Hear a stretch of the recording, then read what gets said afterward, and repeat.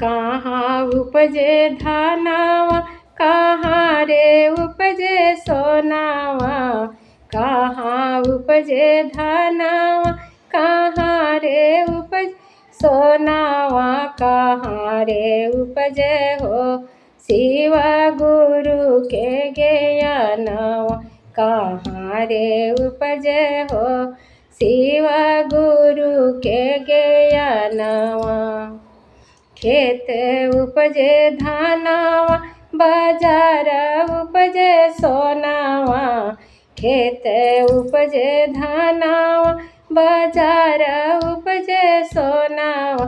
चर्चा में उपजे हो शिव गुरु के ज्ञानवा।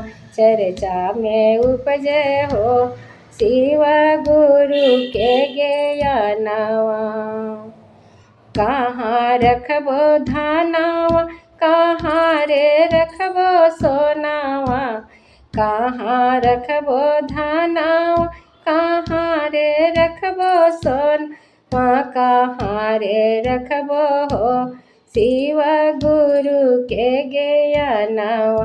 कहाँ रे रखबो हो शिव गुरु के ज्ञानवा।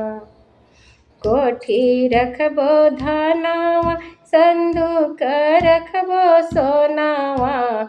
कोठी रखबो धानावा, संदूक रखबो सोनावा। हृदय में रखबो हो शिव गुरु के ज्ञानवा।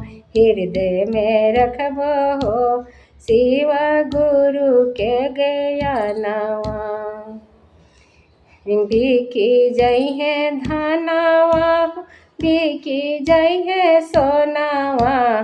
बिकी जई है धानावा, बिकी जई है सोनावा। साथे रे जई है हो शिव गुरु के ज्ञानवा। साथे रे जई है हो शिव गुरु के ज्ञानवा। साथे रे जई है हो शिव गुरु के ज्ञानवा।